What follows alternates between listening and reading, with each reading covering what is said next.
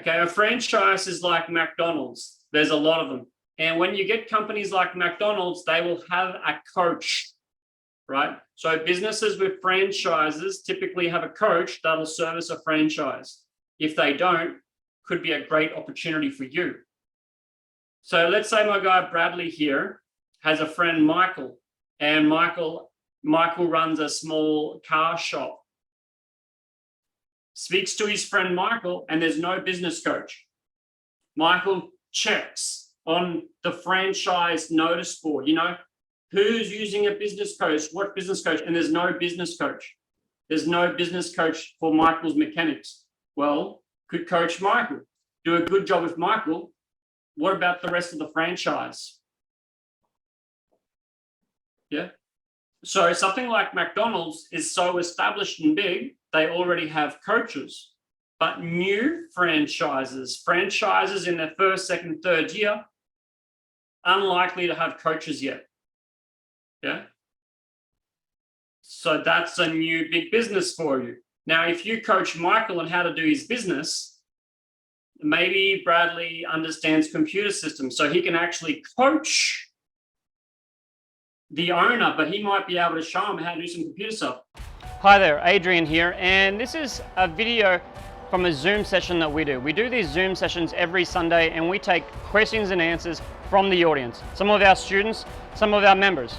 We never know what questions are coming up, so I'm always excited to do these sessions, and I hope to see you at one of them. Make sure you hit the subscribe button below and check out the other playlists that we have. Thank you, enjoy.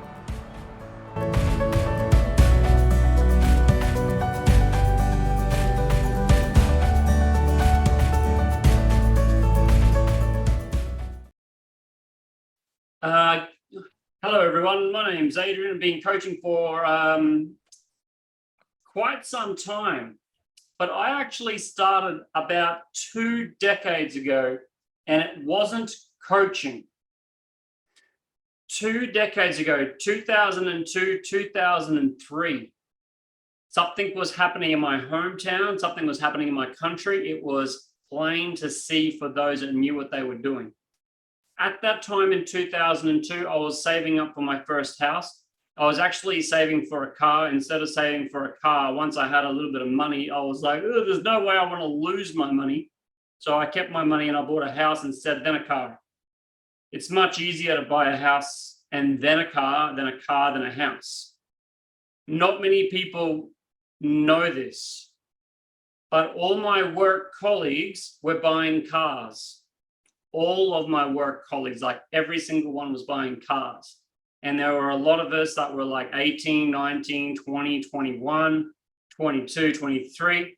And all my friends, all my work colleagues were buying new cars, but I knew house first. Plus, at that point in time, the whole Australian property market, particularly where we were, was on the rise. So I was trying to tell my friends, look, guys, just buy a house and then your car. A lot of my buddies, we didn't really need cars because of the work. Because of the work we were doing, it was actually quite easy not to get a car. Some of my friends lived on base. We're in the military. So a lot of my friends lived on base. They didn't even need a car. At that point in time, all the houses in our town went up something like 50% in the following 2 years.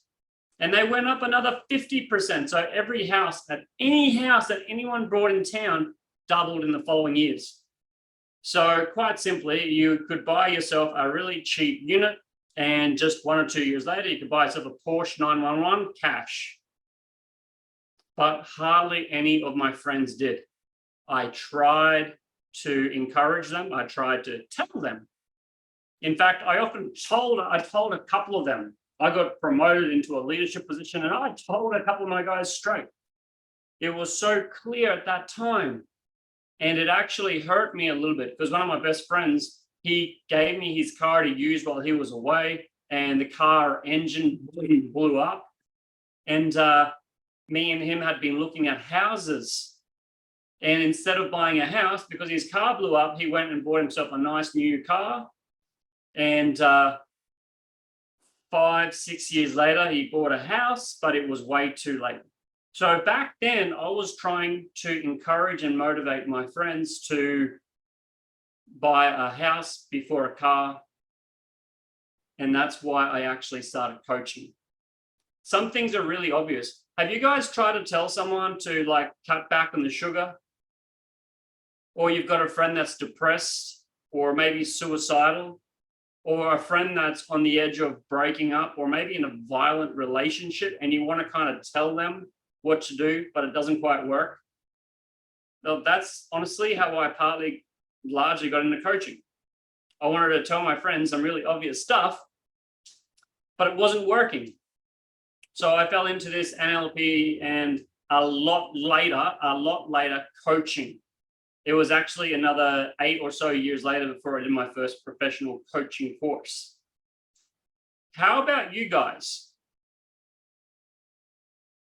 Darko, can I get you to make 3 rooms, make up 3 rooms? If you could, please. Okay. And what we're really interested straight off the bat is why? Why did you start this journey as a coach? Why are you coaching? You want to change the world? You want to change yourself? What's your motivation?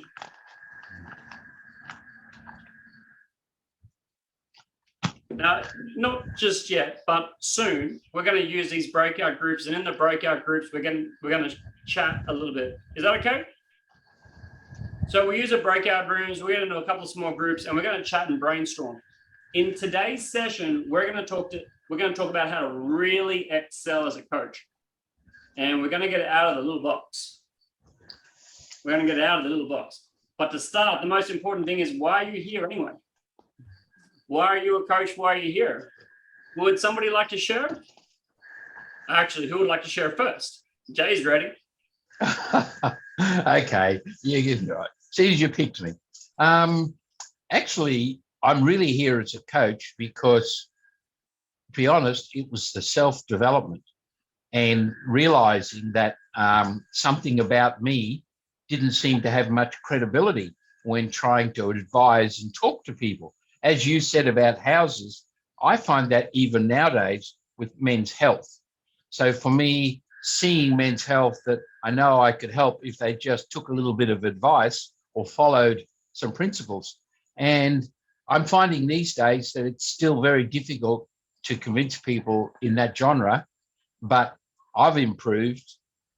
My personal growth's great, and I'm finding that some people start to listen more. So I think it's a work in progress still, and that's why I'm still here tonight.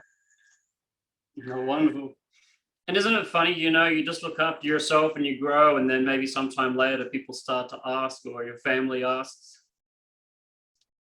Would someone else like to share? Bradley, Jasmine, Daniel, Jay, thanks for having your cameras on as well. I'm sure William will after he gets his cup of tea. Yeah, Jazz? Yeah, I'm just using my earphone, but I'm sorry. Can you hear me? Yeah, no worry. We know all about tech issues. Yeah, Jasmine, we hear you. Yeah, okay. Okay, thank you for the beginning. And I already joined some impressive webinars. So that's maybe it's the 3rd time for me to join. I'd like to hear more insights in terms of this topic. It's a really big topic, but I'm sure I will be benefited a lot at the end. Thank you so much. Welcome. Thank you. All right. Hey guys, thanks for having me here. For me, my motivation behind coaching was that I had went on a journey myself. And as I went through the journey, you know, I started to, the first time I realized what peace of mind was, and taking all that, you know, that weight off my shoulder. And I just wanted to help other people obtain the same thing. Where I come from, a lot of people have no idea what it means to feel lighter, especially men. So I focus on men, and I found that, you know, when I was growing up, there was nobody here to tell me, oh, you need to do this, you need to do that. And, I was blessed to, go on my own journey and learn these things. And now I just want to, give back and help other people that was like me, grow and develop into, the best version of yourself. Wonderful. Thank you for sharing that, Bradley. I have the similar experience like Bradley. So my journey starts 15 years ago, maybe. First, I go to the NLP training, and then I saw that there is another part of the reality, not the reality only I know, but also I was able to see the other part and to see the potential we are not seeing. And then I start learning more and studying about coaching and about psychology. So here I am in this journey. Thank you for sharing that, Jay. One last one. Stephen, I saw that. Hello, everyone. And I'm getting coached because one of the reasons is the webinar you organized by Adrian of Motivates is so awesome. And I know you guys through a couple of meetings through these webinars. And second, since the pandemic began, we have regular opportunity to talk with the different people in person. So I like to learn something from all you guys, and all you guys are knowledgeable and experience a lot. And the third, I would like to, of course, try to improve myself, and I could be better myself. And there are lots of things I need to learn and adapt myself to such a competitive world. Of course, there are lots of reasons. That's why I'm getting coached and attending the webinars you organized by Adrian. That's all. Thank you very much. Welcome, Steve. Welcome. So on some levels, we have a lot of selfish reasons or selfish reasons, and I love that. And that's honest. We do it because it might feel good for us, and it feels good for us to help other people. Yet we kind of do everything for selfish reasons. When we give completely selflessly, we give to someone on the street, we give it because we want to feel good, or we don't want to feel bad or something, we don't want to feel bad, so we give them something. But coaching really is like the absolute ultimate job. It is the ultimate career. You get to help other people. You get to help yourself. You get to learn and maybe read some personal development book or maybe a process, and then you get to do it, yeah? Or you read some kind of thing, and maybe it's like life should be held like water, and then you're having a coaching session and you get to share that. And you get to talk with your clients about it. Coaching is one of the most fantastic things you can do in the world, hands down. I was very lucky to have my house, right? So I was kind of like free, and I'm like, well, what am I going to do with my life? I checked out a whole pile of things. I considered property investing or going to the States and doing the property market over there when it crashed, to look at stocks and stuff, and nothing felt right. All these little avenues, they felt a little bit exciting, but nothing felt more like complete and whole than coaching. Nothing that I found felt better than coaching. But there are some problems in the industry, and I like to highlight some of these problems in the industry. And then I'd like to share with you guys a couple of ways we can kind of get around things and ways to move forward more. The main associations, could you write a couple of them in the chat window? And if you don't like to share it in the chat window, you can also shout it out loud. ICF, for sure, right? So that seems to be well known. And the only other ones I know of, which I included, was Australian Psychologists Association, because people actually who are psychologists actually are doing coaching as well. And I thought about being a registered teacher. because a teacher's actually doing coaching. So those are ancillary ones which are official there as well. Mind Valley. That's why I love sharing this, because when we say some of these words, you know, people can and should go into different directions, and that's beautiful. Everyone here know Mind Valley? Just in like 20 seconds, Bradley, for those that don't, 20, 30 seconds. Who's Mind Valley? And you're not in Kuala Lumpur, are you?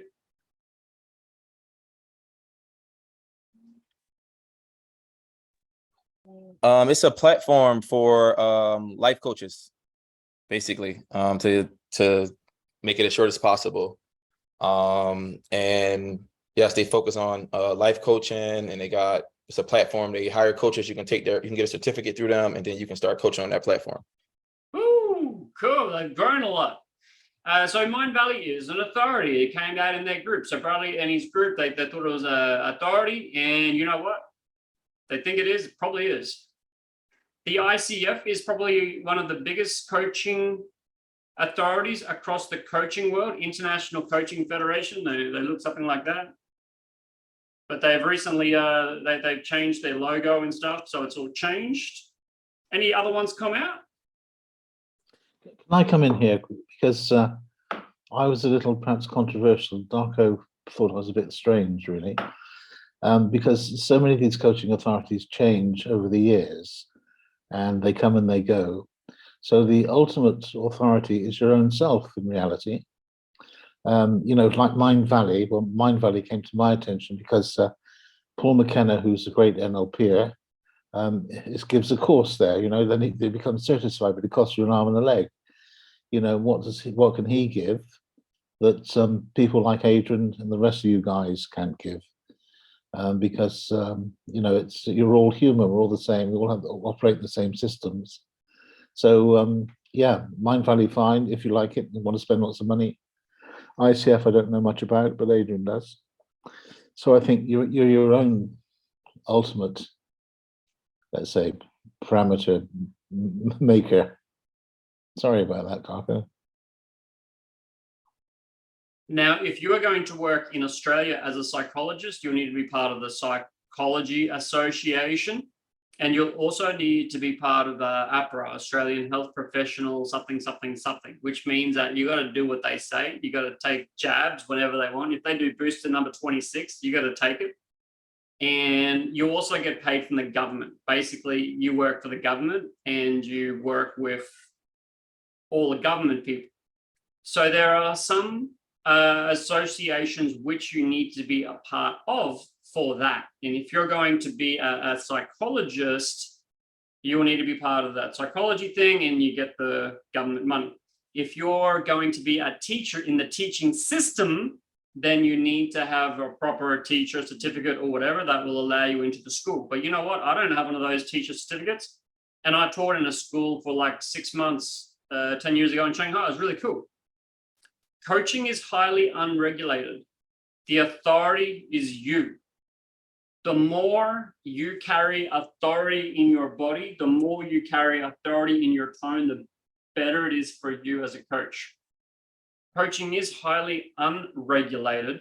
The International Coaching Federation may be the biggest one around the world. It's also American. And even though they say it's international, it's largely American. The second biggest one is the European Mentoring and Coaching Council. European Mentoring and Coaching Council, EMCC. And it was funny because I was actually over in Portugal at a meeting with a pile of NLP people.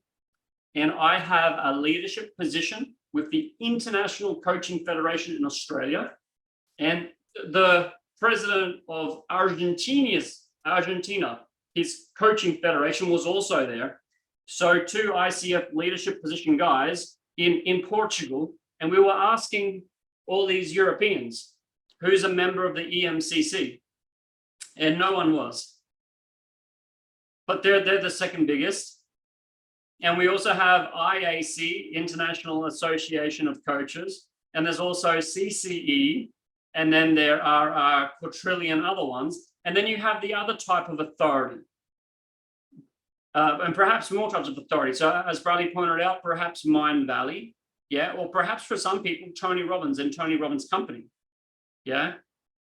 And I know some people who think American Board NLP is the authority because they have the biggest number, but they actually have the best marketing. So whether it be ICF, ICA, EMC, whatever bloody letters, they're all kind of marketing in the coaching room. They're all marketing. However, you can trust me with my time, right? If you go into a corporation, unless they know who you are already, a multinational corporation would appreciate, and the ICF will help you get in the door. But if you don't have that inner authority, you won't get past the door. Okay. So if you have the certificates, the paperwork, the qualifications, but if you can't hold yourself well and if you can't speak well, you won't get through that door. Yeah. No multinational company is going to hire you on your credentials. They're going to want to see you. They're going to want to talk to you. So you're going to have to be able to talk really confidently about what you do, perhaps your success stories, and that kind of stuff. So whatever kind of organizations or Mickey Mouse, we call them in Australia, Mickey Mouse badges. I don't know if that exists in other countries, a little Mickey Mouse badge. In fact, the ICF had little badges you could put on. They can help, but ultimately it's all a matter of you presenting yourself well and being able to do the do. Two key elements for authority: your competence and your confidence. Make a note of that, because sometimes we need more confidence and sometimes we need more competence. If you can't get a result with a client, do you need more competence or do you need more confidence? Yeah. It is amazing how far confidence can get you, but we'll still need the competence. So competence, confidence, yeah. Keep a check on that. And now I made a beautiful little picture for you guys. Well, just before I share the picture.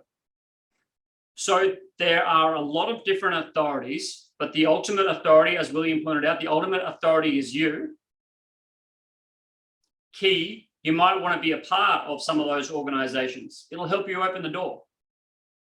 But you are the authority. Another little thing, if you've done an ICF course, having the ICF Mickey Mouse badge is a great goal. It is a great goal or a great milestone. And maybe consider the next milestone and the next milestone. And they're simplifying it. Next year, it's level 1, 2, 3. So if you're on that track, they are great milestones. It's great to go that way. If you're doing a Mind Valley and they have a level 1, 2, 3, completing level 1, completing level 2 is a great milestone and a great direction. I tried to do a bit of what we call this logical levels. So up the top here, if you can see the screen, existence. We exist in this world and we are constantly changing, but I said there's two types of change, maybe more. You got natural change and accelerated change. Accelerated change is largely communication. There are other elements of accelerated change, but communication is a key element. Communication can go, I broke communication down two ways, which is one way. Someone that has books, movies, podcast features, one-way communication, and you have a multi-way of communication. Multi-way communication can be conversations, coaching, therapies, mentoring, counseling, consultants, leaderships, teachers, teaching. There's a few more ways, but you see these are kind of levels. These are what we call logical levels as a way of categorizing it, right? Like zucchinis are a type of vegetable, which is a type of food. Yeah. So when we have these levels, you can pick off coaching, and then from coaching, I went down on coaching. So when we go down on coaching, you might have business coaching, ICF coaching, IAC coaching, EMCC coaching, generative coaching. I'm a member of them, I think. You got a whole variety of other forms of coaching. You've also got like performance coaching, behavioral coaching, Tony Robbins coaching, identity coaching, speaker coaching, transformational coaching, and a whole variety of coaching. Now, the reason I'm sharing this is because I know some people that have an ICF coaching and they think that's it. Or some people might have generative coaching or a Tony Robbins course and they think that's it. And that's okay. But these are all many different forms of coaching. And this is why and how I want to get you out of the box a little bit. So a lot of ICF coaches might just be thinking, here, ICF coaching. But why are you actually doing this for anyway? What's your higher purpose? What's your higher purpose? And have you considered doing other things? Are there any coaches here that have considered or maybe got certificates in training in therapies, mentoring? Yeah, Daniel's got some. And Daniel, your last certificate, that last certificate, you've got some mentoring in that as well, don't you? Your community? Yes, I did. Through Salvation Army mentoring. Yeah, wonderful. Bradley? I don't have any certificates yet, but I thought about diving into therapy, a little bit of therapy certificates, to be honest. Cool, man, and thank you for being honest. What we're sharing here today is just as relevant for therapists as it is for coaches. Now, what about Mr. William? He'd like, yeah, I do that, I do that, I do that, I do that. No, I think really hypnotherapy is a great way because it's just basically, as you know, I'm into frequencies. You're changing the way that people respond with their own mind to what you're saying, really. So hypnotherapy actually caters for a lot of therapies, in my opinion. You can have specific therapies, of course you can, but you really want something that's has a common denominator as a generic therapy. And I think hypnotherapy is the answer to that in many ways. I think hypnotherapy is great, and I see hypnotherapy as becoming more widely acceptable. I know a gentleman here who's got like 2 clinics in the UK, one in Sydney, and he is now hiring hypnotherapists to go into his London clinic. And yeah, he's never had NLP or coaches and stuff, but hypnotherapy is coming in a lot there. With hypnotherapy, you could also just nudge across a little bit and do hypnotic coaching. And by the way, you can also use a little hypnosis or hypno language patterns in mentoring, counseling, consulting, leadership, teaching, and a whole lot of other forms. I'm going to add teaching there. That was a good one, Jay.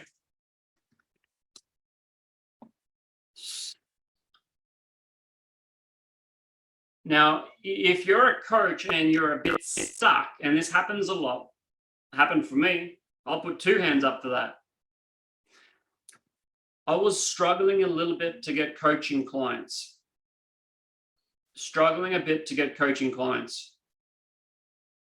And one thing I was considering was therapy. I was considering doing like a certificate 4 in therapy and going to work at a clinic in my town. There's a couple of clinics here and they are now hiring certificate 4 life coaches, but they also need to have a therapy qualification. So even though I love coaching, there's an actual business which I can go and work for as a therapist. I just got to do 1 year training and I can go work there as a therapist. Yeah. But do you think I might be able to go into this organization and maybe do an internship? Maybe I could go to this organization that does therapy. Maybe I can go and do something else then. So if I'm like not getting enough coaching clients, yeah, I can go on Instagram and Instagram the hell out of myself and try to get a client, or maybe I could go down and be an intern at a clinic. Has anyone considered that? A couple more little ideas for you. So you could intern at a clinic. You could actually pick up a therapy qualification, work in a place doing basic therapies. Yeah. You could go to a business, coach a business owner. You could coach all his staff. Yeah. You could find an industry like medical, and you can provide your services, perhaps for free first, because it's not necessarily for free, but it's often easier to do at a reduced rate or a trial or an intern to start. But if you're going to leave China and go back to the States or Australia, or if you're in the country, you know, like us, where we already have these clinics, these businesses, what's stopping us from going into those businesses and doing a little trial and seeing how, not if, seeing how we can actually get a job employing our coaching skills from day dot? I had a business client. I saw her after session 2, 3, she sent her husband around to see me. So then I'm coaching her husband. She's up to session 5 or so. He's up to session 2, 3.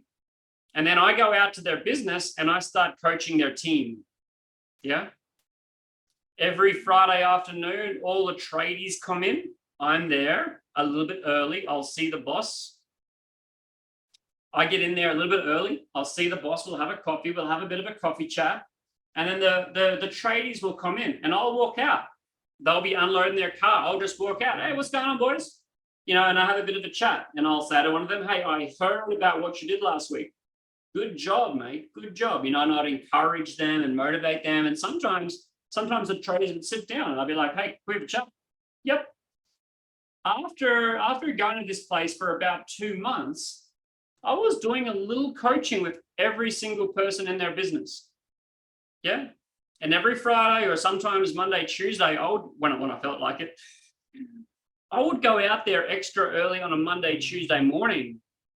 And I would see him on a Monday, Tuesday morning, give him a high five, get him up. You know, the business doubled, like 1.5 years, the size of the business doubled. And how did it start? Just coaching one person. Yeah. As a member of the ICF, I called up all the ICF coaches around my part of Australia. One of them was working with the schools. 10 years ago, I met a beautiful lady. She was a coach for teachers. She had a book. She had a beautiful web page. She had the Facebook page. She had all the marketing brilliantly done. She was a good coach, but she was coaching teachers and she couldn't sell it. 10 years later, I found a woman thriving in it. The thing is, it was the first woman seeing that stuff on Facebook. Maybe she joined, not necessarily Mind Valley, but she joined something online and they told her how to do it. So she did all this stuff that she was advised to do, had beautiful marketing, beautiful everything. But you know what? Teachers wouldn't pay her. Teachers would not pay her. Teachers don't pay for their professional development. It's all given to them. So there's no way the teacher, so this lady, she spent years doing this. And in the end, back to her job. Meanwhile, the other lady that I got on the phone to succeeded. The way the lady succeeded was zero marketing, or pretty much zero marketing. She was at a school, just like the first lady, but the first lady paid too much attention to the marketing that she was being seen on Facebook, which is why I kind of did this. She was too busy seeing all the marketing and she thought she had to do all this stuff. And then the book made her a real authority, but at the end of the day, she had no clients. Meanwhile, this other lady had no book, no webpage, no business cards, and succeeded. You see that The second lady, she made the relationships with the school. She told them she was studying and she started coaching at school in school hours. Yeah. Give it a couple of years' time, this lady's going to have thousands of hours of coaching, thousands of hours coaching. She's going to have a ton of references. She's going to have a huge credibility. And then she'll be able to quit her job and make 6 figures. You know, then she'll be able to quit her job and do whatever she wants. Yeah. Meanwhile, the first lady's going to have a book, and 10 years later, it's going to be like still no clients. See a problem there? Second person I caught up with the ICF, or the second successful person, he also had a business going with relationships. Very, very little marketing. Very, very little marketing. Yeah. And then there was a handful of people that I was on the phone with, and they had gone down that same marketing route. They didn't all have the book, but they went down a marketing book. And a lot of these ICF coaching collectives, they would talk about marketing and their web pages and stuff. And it was just like, yeah. Now, are we totally upfront? There is a bit of a problem with waiting for people to bring in clients for you. If you do a wonderful job, say I coach Danny Missick here, say if I do a wonderful job for Daniel, Daniel may not feel comfortable sharing it with everyone. Yeah. Daniel may feel comfortable, and if I coach and help him and promote it and maybe tell him how, maybe Daniel will put it on his social media marketing. Maybe Daniel will put it in his feed that he's working with Coach Adrian, and maybe I'll get more people. But the chances are, if Daniel and I are talking about a sensitive matter that's close to his heart, he might not want to tell other people. If I do a fantastic job with Daniel, I may not even get another client from him for months or for years. That actually happens. If I'm lucky, Daniel will end up being like a cheerleader for me. And if I'm lucky, Daniel will bring a stream of clients my way, if I'm lucky. Some people think, and I'm one of them, that if we do a good job, if we give out a lot of value, we'll end up getting clients back. Our clients will talk about us. Our clients will rave about us. If you want to do that strategy, wonderful. But make sure you tell your clients to do it and how to do it. Yeah. Make sure you tell your clients how to talk about you, how to introduce you. Yeah. Because if Daniel just puts it on his Facebook, it'll do a little bit. I had a lady, Carolina, and Carolina made like a 1-2 minute video on her Facebook, and she made a 1-2 minute video talking about the work we'd done. I got like 3 calls, that week because of her video. But Daniel posted something and nothing happened. Yeah. So if you are going to have that and you want to be able to coach your clients, you want to let them know, hey, Daniel, coaching is cool, man. You're a champion for doing this. Yeah. And where I live, a lot of people actually rave about having a coach. A lot of people talk about it. It's considered a really cool thing to do. If you ever want to introduce someone to me, the best way to do it is to put us in a 3-way chat. So if you know anyone that wants coaching in future, put us in a little 3-way chat so we can get them in. Is that cool? Cool. I've also got a wonderful client. His name's Trent. He's absolutely fantastic. He's a rock star. We've actually done coaching for 12 months. We've done a little bit of therapy, mainly performance coaching and business coaching, a lot of internal work. And I asked him, hey, Trent, do you have any other people that might be interested in coaching like this? He's like, yeah, man, plenty, but they don't want to pay. They won't want to pay like I do. Yeah. So if you're charging 200, 250, 300 USD a session, the referral rate might be a bit slow. If you drop your rate down, referrals are easier. Danny, if you share it with your friends that they can hire me for 300 Aussie a session, do you think many of your friends will go for it? I think you're crazy, hey? They'll think you're crazy. But if it was $100 a session, do you think more of your friends might do it? Just something to consider. If your services are cheap, it's probably easier to do the marketing thing. If your services are higher, probably a lot more like relationships and referrals. But hey, I could be wrong. Could be wrong. There's a lot to cover and a lot of ways to grow. One thing I want to share here briefly is a difference between NLP and ICF coaching, which came up in the group. NLP can be very broad.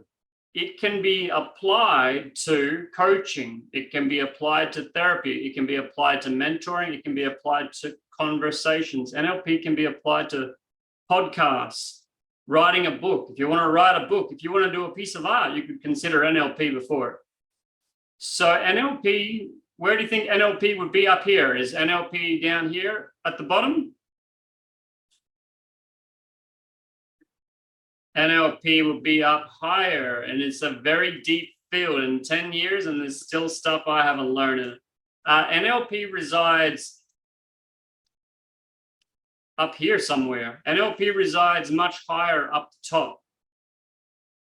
Much more around here is around the NLP level. NLP is very valuable for accelerating change, communication, and NLP can be used in all these things.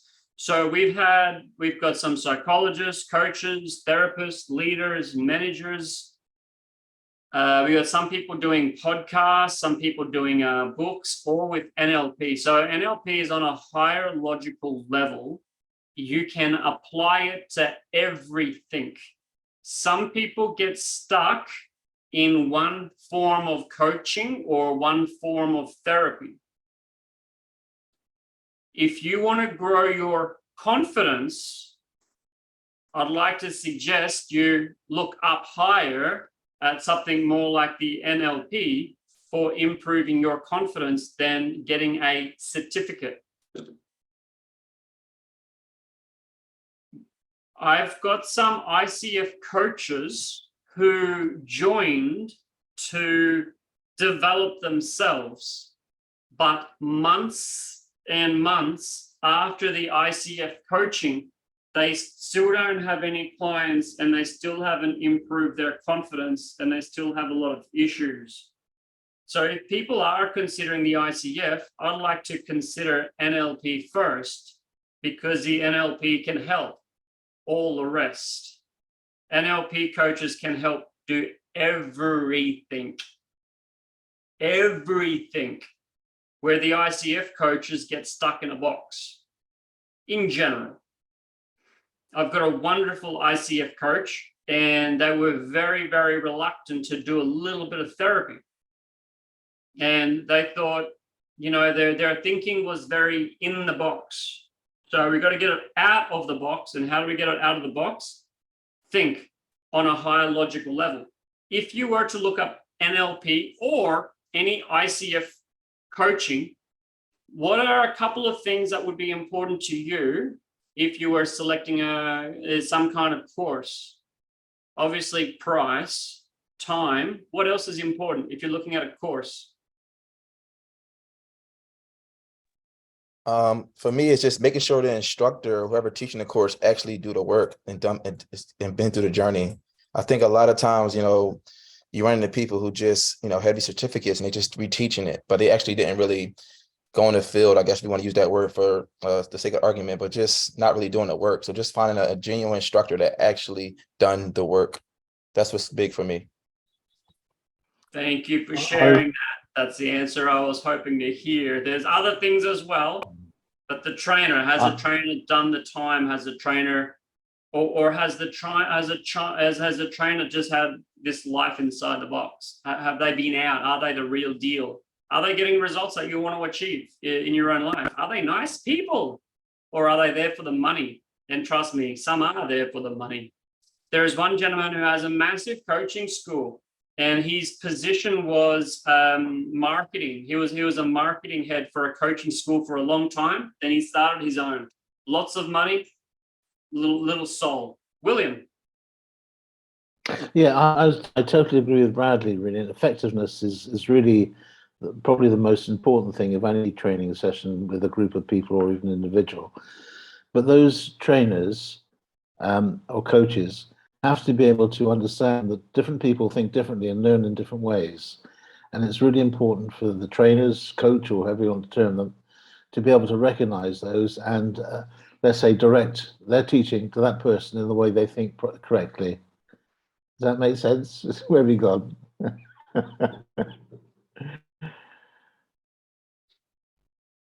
Hello? Now, when you look online, you might see some interesting stuff. Look at that, EverCoach, Mind Valley. This is one I actually pulled up this afternoon when I was looking for statistics. I went looking for some statistics, and it actually said in here, healthy niche, 8 billion. And billions of dollars are pouring into the coaching world, billions. But the billions are not going to the coaches. The billions are going to companies like EverCoach, ICF, multinational corporations that deliver coaching programs. The ICF is actually making it a lot harder for small schools. When I joined the ICF, one of my ideas was I'll get to PCC, I might start a little coaching school. But what the ICF done is they make it harder and harder for small businesses. Just like a big supermarket, which takes the fruit and veggie store and the butchers and the baker out of business. So the ICF are making it harder and harder for the smaller business. 10 or so years ago, you would have a coaching school, which had maybe 20 people, maybe 10, 20 students per year. And that was the coaching school. Those days are gone with ICF credentials and probably some of the others as well. So a lot of the money is going into the bigger coaching authorities. And when you look at something like this online, this is from EverCoach, this is largely marketing material for EverCoach or Mind Valley. One of the first things I actually saw on this, I couldn't bookmark it. I saw somewhere on one, it said 99%. 99% of people that achieved that, 99% of people that got coaching said it was great and they might repeat it. That's a marketing line, because I know a pile of people that have actually invested in coaching and they won't go near it from a bar of soap. It's a lot more than 1 in 100. So some of these websites, they have questionable statistics. There are a lot of people that hire coaches and don't get the results, and they don't hire coaches again for long periods of time. However, the industry is growing greatly. According to the ICF and numerous websites, the return on investment is around 700%, 800%, but the time frame is missing. Typically, when people hire a coach, you're looking at a return on investment maybe 2-3 times in the first year. So someone invests $10,000 in coaching, they normally save themselves or earn $20,000, $30,000 extra that year. The following years, that number generally grows. If you work with a coach, let's say you have a little problem with your personality and you can't see it, or let's say you have an addiction. If you have an addiction, you get coached on it, you resolve the addiction, you're going to get a return on investment pretty fast, but a few years later, you're still getting the return. So the average return on investment could be 200-300% or double, triple in the first year, but then it'll continually compound. So coaching is very, very rewarding. Business coaching, 92%. I'm going to vouch for that. almost all the small businesses I approach now, not small like 3-4 people, all the businesses I approach which have between 5 to 8 to 15 people, probably about half of them now have a business coach. In Australia, we have franchises. I think you call them franchises in the States. Anyone have franchises in the States? Okay, a franchise is like McDonald's. There's a lot of them. And when you get companies like McDonald's, they will have a coach, right? So businesses with franchises typically have a coach that'll service a franchise. If they don't, could be a great opportunity for you. So let's say my guy Bradley here has a friend Michael, and Michael runs a small car shop. Speaks to his friend Michael, and there's no business coach. Michael checks on the franchise notice board, who's using a business coach, what business coach, and there's no business coach. There's no business coach for Michael's mechanics. Well, could coach Michael, do a good job with Michael. What about the rest of the franchise? Yeah. So something like McDonald's is so established and big, they already have coaches. But new franchises in their first, second, third year, unlikely to have coaches yet. Yeah. So that's a new big business for you. Now, if you coach Michael on how to do his business, maybe Bradley understands computer systems, so he can actually coach the owner, but he might be able to show him how to do some computer stuff. Alicia here, she knows a lot of stuff about business, so she can coach, but she can take her coaching hat off, and she can actually provide training as well. Yeah. Now, Alicia might be able to provide training for people. She can I call you a social media coach? I know you're not, but I know you can help people with that. I'm now kind of doing that. I actually have a contract now for a major medical clinic here, and I am their coach. They have me on a year contract. So I have a certain amount of hours that I'm doing every month. I'm helping their people to do their presentations. I'm working with doctors. I'm working with their team. I'm helping them with their team meeting, but I'm also helping them with I'm helping their marketing person, helping her with her social media branding. So I'm pretty much going in and doing COVID triage for the company. So it's good. It's different. I never thought I would be doing that a year ago, but that's where I'm kind of heading for now.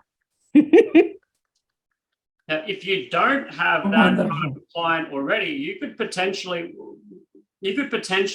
go to an organization and give them some social media training or some creative training or some mechanic training. And when you're doing them, I'm going to use social media specifically, because when it comes to social media, one of the best things we could probably do on social media is taking a video of ourselves. And a lot of business owners know they should take a video of themselves. But the thing is they have a mental block. So you can lead in with training and then start coaching, and then train, coach, train, coach. Now, Alicia, so would you say that's one client, but that one client has become, or was it a couple of clients in the medical field, or was it like one client and went like that? It was just actually just a relationship, a networking. And when I had my center, which is now working to go online, but when I had the actual center, it was a medical clinic that we had decided to work together. So it was a partnership that I had forged with my company. And then when I decided not to have the space anymore because of the overhead and the crazy lockdowns, they said, well, you don't have your center, so that means you have some time. And I'm like, yeah, a little. And they said, well, will you be our coach? That's pretty much what happened. So most of what I'm doing now is on hardly any advertising at all, but I'm out there speaking a lot. So for those of you who are new to this, I think the biggest thing that happened was when we had lockdown, everything had to go online. And all of a sudden, all these people were asking me to present, and I became a public speaker like within 2 weeks. And I had to do 2 to 3 talks a week. And I was never thought that would really be what I would be doing. And after that, then it was very easy to transition. So I guess that kind of goes to what, William was talking about with the charisma as well. But, charisma for me, I think it took time. You have to develop, you have to go on camera, you have to see what works, what doesn't work. And if you know NLP, you can read the audience, unless they all turn their screens off, and that sucks, but it happens. But other than that, yeah, it's fine. So I'm so glad you shared that. I was down in Sydney talking about relationships and other ways to grow, and all of them were of the mindset in Sydney that you had to do all this marketing and that you couldn't scale. And here we are, you're scaling, getting more and more work from the one client. And if they need you for 80 hours a week, what's going to happen? Well, you can't do 80 hours a week. So maybe you end up doing the most valuable work.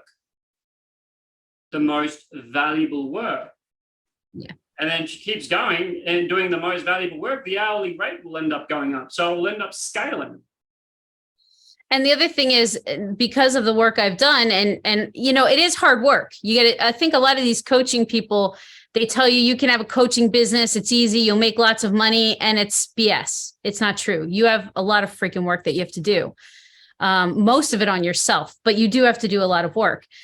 But I made so many connections that these people who hire me know that as we scale together, even the projects I work on, I have so many connections that at this point, when we get to the point where we need to have more support, I already have the connections to get the support.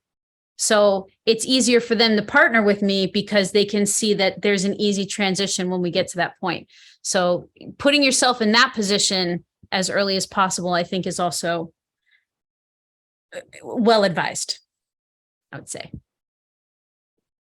And when you say it's hard work, could you expand that a little bit? What do you mean by hard work? Oh, I mean, during COVID here, when we were locked down for 3 months, I was working 18 hours a day. Easy. I was locked in my apartment and I would eat like one meal a day.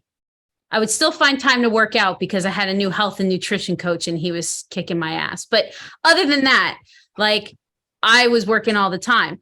The thing is, you have to transition and you have to be able to be agile, right?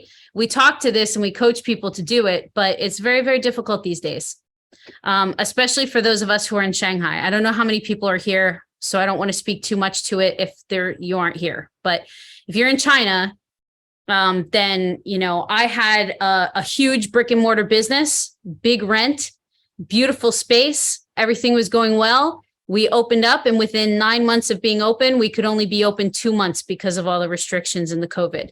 So we had to close it down. And as soon as we went into lockdown, I had to be able to pivot. And then as soon as I knew we were closing the space, I had to be able to pivot again. So I had to move away from supporting all the other coaches and doing all of that and move more towards my own specific business. And within 2 weeks of doing that, I started turning away jobs. So at this point, I'm to the point where I'm already working 40, 50 hours a week. My salary is my wage is pretty good, and I'm turning a lot of people down. I've had schools who came and said, "Hey, will you work for us full time?" And I said, "What is the salary?" And they told me, and I said, "No way, sorry." It's way too low. Unless you give me some really kick-ass benefits, there's just no way that you can afford me. And so that's what can happen for you. But it did take me a long time to get to that point. Because again, the hard work is being out there, making sure that you know who you are and who you really want to coach and what you want to coach, making the connections. Motivate is nice because you have this community. And I started with them with the NLP, and, I'm always thankful for that and for Adrian, what he did here, and what he does here. And then I really worked hard to network in all kinds of other situations. So before the COVID, last waves, I would go out and I'm in lots of organizations and I'm helping lots of different people, and there's work there and there's work connecting and helping and stuff like that. But then when things got really bad here, those people who I had helped actually did help me back, which was surprising, honestly, to me. And it was really a beautiful thing. So That's what I'm saying about putting in the work. It's more than just learning the coaching. It's more than just doing the coaching. It's also building the network and making yourself viable so that you have options so that when crazy things happen, you're able to pivot. So. Wonderful. Thank you very much for sharing that. I had a couple of key points from there as well. Networking with other coaches and networking away from coaches. Don't spend all your time just networking with coaches or in Facebook group coaches. It can, maybe a little bit of that's good, but get away from it as well. Pivot, be able to pivot. So when your business fails, or when the market turns, or when you choke or something, be prepared, get back up on the horse. In the startup world, we call it fail faster. I've done countless things that have failed. In fact, I'll fail fast. Fail fast, learn, okay, is it worth going a second time? Yes. A lot of the times in the coaching world, a person will put out a beautiful coaching package or a beautiful promotion, a beautiful flyer. And then a week later, they call me and they say, no one's bought it. And I'm like, how many times have you ran it? And they're like, oh, we ran it on Sunday. Keep running it. It's tricky. Some things you got to pivot fast, and some things we got to take the feedback and repeat. Sometimes we've got to repeat the offer a few times. Yeah, sometimes you've got to repeat the offer a few times so people really capture it. By the way, those that have got good training, if you want to make your offers more memorable, do a double negation in it.